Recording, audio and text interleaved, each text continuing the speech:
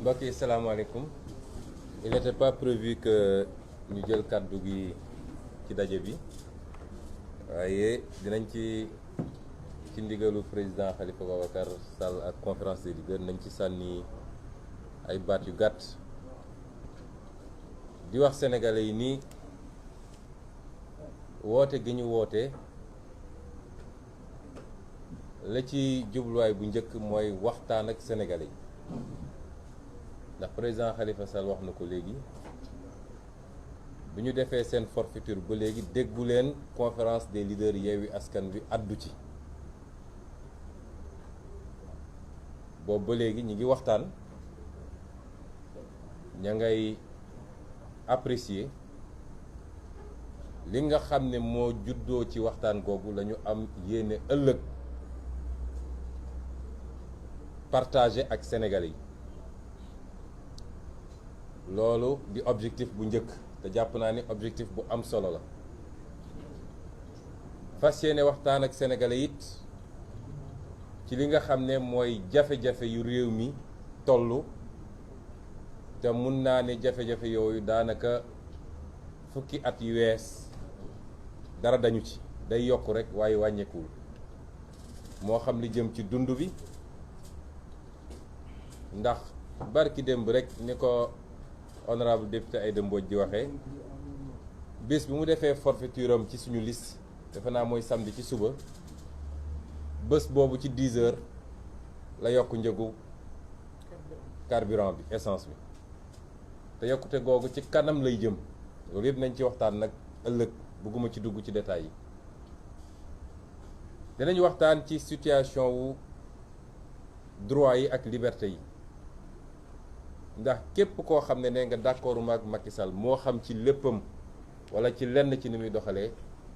da nga xam ni cible nga ci Macky Sall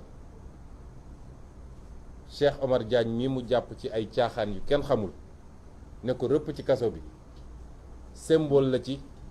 ndax ñépp ñi tax xaw ne d'accord ñoo moom ci agenda LGBT bi nañu xam ni tey ñi ngi ci viseuram moom ak ñi ko ngemb ci bitim réew. noonu la nekkee ci beneen ak beneen gis ngeen ni ku fi nekkoon activiste ci juróomi at yi weesu fexe nañ ba am luñ la tiiñal pour mun la créer dossier kon bu nit ñi jàpp ni acteur politique yi rek la concerné c'est-à-dire démocratie la Macky Sall bëgg a faagagal ci réew mi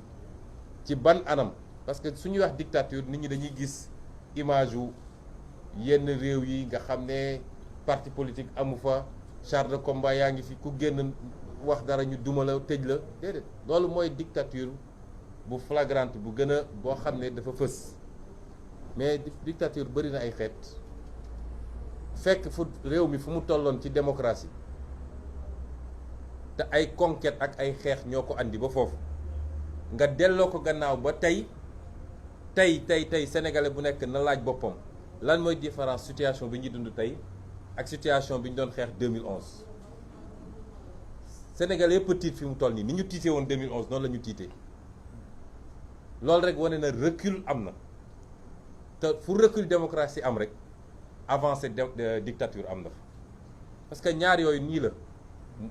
fu démocratie delloo gannaaw dictature def na pas fu démocratie demee kanam dictature dellu na gannaaw kon yooyu yëpp lañu fas yéene ak crise multisectorielle bi ci njàng mi ci paj mi ak ci yeneen ak yeneen loolu lañ ne dinañ ko dajale moom ñépp nag waxtaanee kook sénégalais yi ëllëg bu soobee yàlla ñu bëgg a wax sénégalais yi nag ni au-delà de tout li commencé tey monsieur le maire Ahmed Aïdara defe naa nit da ngay am dégg-dégg fi mu ne nii kenn amatul kenn koo xam ne dina am xel ñaar ci ay nii wii nii non ñëpp xam nañ ni léegi wii la loolu lu fës la Macky Sall li muy door tey mooy projet troisième candidature man du ma wax troisième mandat parce que il faut que ñuy def différence entre ñaari bu ñu dugal ci boppam ni mun na am troisième mandat mënu koo am bu defoon ay pexeem ba ne valide nañ candidature am it mënul am 3e mandat fii Sénégal loolu dafa war a leer ci bopp ñëpp. kon nañuy wax 3e candidature fi mu ne nii li mu door mooy projet 3e candidature te fas yéene ko jàllale lu dul jaay doole nit ñi loolu lay commencé. ma bëgg a wax nag ni bu dee sàggan nañu ba ëllëg manifestation amul nañu xam ni 18 mois yi di ñëw manifestation dootul am Sénégal noonu la simple moom day làmb de bu nooyee du koo xam ne am na xel bu muy téye boppam ci dara su làmbee mu nooy danañ xam ni fi mu jëmee ak ñun mooy manifestation dootul am Sénégal rawatina nag manifestation opposition. moo tax li conseil constitutionnel def c'est de la haute trahison Sakho ak ñi mu àndal la ñu def c'est de la haute trahison c'est des délinquants de la loi waa conseil constitutionnel te tôt ou tard nag dinañu rendre compte def nañu seeni forfaiture dem làqatu barricade wu ñu jox leen ay garde corps jox leen ay avantages yu dul jeex jarul ñuy làqatu kenn du leen song kenn du leen dóor kenn du leen attaquer waaye tôt ou tard ils rendront compte devant cette loi qu'ils étaient censés servir et dire, devant ce droit qu'ils étaient censés dire. Professeur Ngouda Mboup dafa wax keroog ni Saddam Hussein keroog bi ñu koy exécuté dañ ko exécuté ndoo en même temps que au magistrat boo xam ne dañ ko àtte ci anam googu yéen a ngi gis li xew actuellement Tunisie parce que magistrat yi ay nit lañu il faut ñu delloo seen xel du ñu lenn lu dul nit buy lekk ceebu jën di naan ataaya li tax ñu mën leen naw mooy li ñu bokk ñun ñëpp te ñu voté ko muy loi de constitution ne leen yéen a ko war a appliquer ñu appliquer ko ni ñu ko war a appliquer bis bu ñu ko teggee fii amatuñu suñu respect monsieur le président de l'union des magistrats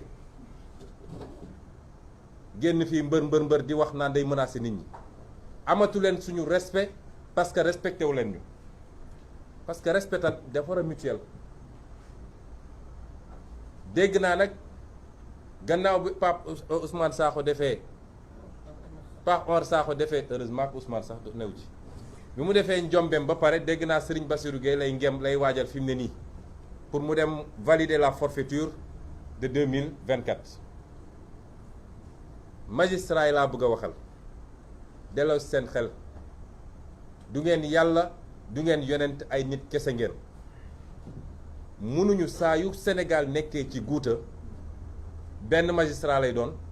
bu dee procureur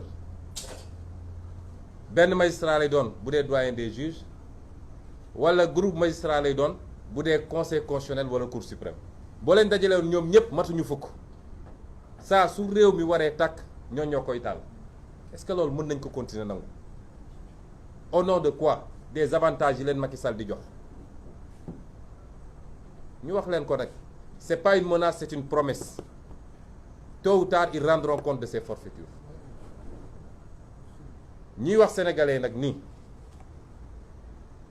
gis nga ñun nitu jàmm lañu nitu jàmm mooy doxale ni ñu doxale ñu tooñ la ba ñépp àdduna yëpp gis ni tooñ nañ la mu ne fang nga ne sànniwuma xeer dóoruma ay fetal yoruñu ko sax doxuma jëm pale waaye dinaa dajale sénégalais yépp ñu waxtaan te waxtaan boobu danañ ci gaaral tam lan mooy doon agenda bi ci at yi di ci weer yi di ñëw kooku ku bëgg a jàmm moo ko bëgg moo koy def musuñu ñoo gis manifestation bu ñu autorisé problème am fi amul saa yu problème amee manifestation bu ñu autorisé wul la te moyens yi ngay déployer pour ne da ngay tere manifestation moyens yi nga soxla pour encadrer manifestation tollul noonu tollu ko kon manipulation yi ñuy def dem monter seeni vidéo ñëw naan waaw kii li mu wax yow mii di policier boo gisee vidéo demal jëli kooku sénégalais la mi ngi fii demal jëli ko nga toog fi nga toog naan woo ay ñoom Khalifa Sall naan leen lan ngeen xalaat ci lii manipulation yi ñuy def foog ni mun nañu jouer ci conscience su ndaw ñi naan leen yéenay seen chair à canon su ngeen fa dee it yéen a perte ñoom seeni doom ñun suñuy doom fii la ñu ne ci dëkk bi di jàng ci école publique yi amuñu garde du corps amuñu dara. gis nga fixation boobu ñu def suñu njaboot sax déjà c'est suspect ñoom suñu mënul jot Ousmane Sonko lu ñuy def ba jot doomam mooy seen yitte fi mu toll nii moo tax lu jol suñu njaboot Macky Sall la te bu amee it njabootam dootul am jàmm fii ak ilaa yawmi diin loolu moom dañ koy wax mu leer daa di jël rek suñuy njaboot def ci fixation waaw doomam nii doomam nële ñun suñuy njaboot a ngi fii ci réew mi bu ñu doon dem ci manifestation bu ñuy dem ci manifestation ñoom du ñu xam ne suñu njaboot a ngi ci biir manifestation parce que la ñu bëgg ñun xam nañ ko seeni plan xam nañ ko dama ne Sénégalais gis nga kuy ut kuy def sacrifice ba bëgg ko wut rek la ñuy laaj Sénégalais yi bëriwul de ñii toog fii ñooy def sacrifice chaque jour nag di risquer seen bakkan di risquer la prison lu ne ñu dégg ko subaak ngoon guddeeg bëccëg di ko teg seen ndodd seeni njaboot di dégg loolu sacrifice daf koo mën a ëpp lan moo tax ñu koy def alal moo tax ñu koy def ñun soxla lu ñu dara nguur man de nekk naa député ba jóge fa weer wu dee 400 000 francs laa doon fayeeku li ci des yëpp dama koo joxe nekk naa maire 1 franc du ma ko jël du salaire du carburant du dara ñun soxlawuñu dara ci politique bi jaamu yàlla lañ ci ut ñun servir notre peuple ñun duñu ñoom de ñoom ñi dajji kees yi yor ay milliards jël seeni doom ñi ngi diggante Dubaï Canada ak feneen ak feneen ñun suñu doom a ngi fii bokku ñoog ñoom ñi sàcc xaalisu réew mi rawale seeni doom kon su dee ñun ñi ngi def sacrifice yu toll noonu démb sama waajur bu jigéen daf ma woo ne ma dellu seegoo Ziguinchor ma ne ko tant que manifestation bu weesul du ma ñëw mu ne ma tey ngaa dellu si ndax li may dégg dalul sama xel ma ne ko yaay gis nga mercredi bu soobee yàlla ñett yi moo mun a am daañ ñu bàyyi ñu dem def suñu manifestation ci jàmm ñibbisi si jàmm réew mi continuer doxam wala nañu xëy jàpp ñu ñun ñëpp te bu boobaa ñoo ko war a gérer wala ñu def pexe bu ëpp loolu it waaye bu ci munti am rek man ci ñiy jiitu laa ciy bokk parce que duma leader boo xam ne day woote ba pare dem làqatu ji mu tegal ma ci ni léeg-léeg de xoolu yaay mooy wax waaye li nga wax yëpp dëgg la yàlla na leen yàlla aar kon ñun dañoo am njaboot am ay wayjur la ñuy dégg suba ba ngoon rek ñu koy teg suñu ndodd doy na ci souffrir waxuma laa ñu naan ay voilà dañoo bëgg a utiliser ni ñun suñuy xeex jeunes yi ñoo tax yéen jeunes yi yéen a tax ñuy xeex parce que Sénégal mën na baax ba jaaxal ñëpp waaye du mus a baax ak Macky Sall ndax jaay na réew mi loolu dinañ ci dellu si ëllëg jaay na réew mi jaay na ko tubaab yi jaay na ko naar yi jaay na ko turc yi jaay na ko chinois yi ñun moomatuñu dara ci réew mi ce travail de réappropriation de notre souveraineté mooy projet Yewwi Askan Wi du leneen kon bu leen kenn essayer jouer seen conscience génn leen massivement ñu daje place de l'Obélisque yow cadre de banque bi yow haut fonctionnaire bi yow taximan bi yow commerçant bi amul ku ñu bàyyi génn leen parce que c'est l'avenir du Sénégal qui est en jeu bu ngeen ñëwee ba foofu nag la ñu bëgg a waxtaan ak yéen dinañ leen ko wax parce que dañu ne loolu ci cadre bu spécial occasion bu spécial dañ koy waxtaan ak yéen lii mooy woote 8 juin bi ñuy araftu nag Macky Sall xam nga yi ñuy def nii yëfu xale la di def ay capture d'image naan adresse su Sonko ngi nii adresse su Déthié ngi nii man sama kër ñëpp a ko xam comme nee nañu ñoom léegi xam nga ku jóg doo mus a dégg ñu ne Benno Bokk Yaakaar day def manifestation nga dégg opposition bi ne damay def contre manifestation musoo ko dégg suñu yoon newul ci ñoom il ne nous intéresse pas d'ailleurs jaru ko ndax ñoom ñooy reyante seen biir fu ñu daje bu ñu paree séddoo xaalis bi ñu sàcc ci réew mi paaka yi génn jaas yi génn kooku jarul ngay dem ci ko musudoo dégg ñu ne Benno Bokk Yaakaar day def manifestation opposition bi ne day def contre manifestation musoo dégg ñu ne ñoom dañuy def manifestation opposition bi recruter ay nervi pour dem ne dañuy xeex ak ñoom musul am du ma bëgguma wax mbër parce que bëgguma tooñ une profession waaw bëgguma wax mbër parce que bëgguma tooñ une profession ndax mbër yi la ci ëpp li ma gëm mooy ñu yeewu lañ ñu conscient lañ te xam nañ seen bopp waaye nervi yi ñuy recruter di leen essayer armé naan leen dem leen daal ci mosoo dégg opposition recruter ay nervi amul nit boo amee sa kattan am sa formation nit jël la ne la yaa may aar mun nga dem defi loolu garde du corps waaye jël la ne la demal dal ci kaw diw demal attaquer manifestation diw ñu ñàkk bopp weesuwul loolu te ku ko def nag yaa na nga xam ni sa bakkan a ngi ci xottu gerte parce que personne ne peut résister à un peuple bu dee force de l'ordre ak li ñu yor ci gànnaay ak lépp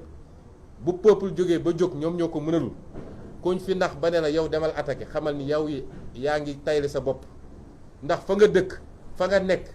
nit ñi dañ fa régler seen problème ak yow kon ñi ngi woowaat ñëpp réew mi dafa toll à un moment extrêmement grave Macky Sall gannaaw bi mu lajjee lajjaat di gën a firndeel lajjam mooy réew bu nekk en guerre nga xam ne tey bombardé nañu immeuble yëpp ba réew ma dara taxawutu fa ci réew googu lay dem di saraxu ne leen jox leen ma blé jox leen ma maïs moom 10 ans yi lan la def ba ñu am ba lan la liggéey pour ñu am blé am maïs fii ci réew mi tey ku fi yoroon poulailler mënatoo am aliment parce que blé bi Ukraine la doon jóge wala kii bi maïs bi moom lan la def ci 10 ans yooyu tey mu jël avion dem di lambar yi dem gis Poutine naan ko dimbale ma nga bàyyi port bi ndax ñu am ñebbe ñàkk jom weesuwul loolu c'est ça qui est en jeu actuellement na Sénégalais yeewu ñun fitna taxu ñoo jóg waaye kenn mënul tere ñu mener les combats qu'on doit mener pour ce pays guerre psychologique bi ñuy joué nag mënul jàll kon te li ci topp it foofu lay daane bii pas dañu ne rassemblement bi ndakaaru la waaye la résistance doit se faire sur tout le territoire national loolu moom nañ ci dugal seen bopp Matam ba Ziguinchor ndakaaru ba Tamba diaspora bi lépp résistance bi foofu lay demee duñ leen may jàmm duñ leen may fu ñu nooyee parce que may ñu jàmm may ñu fu ñu nooyee loolu laa bëggoon daaneel ñu ngi leen gërëm ñu ngi leen di sant.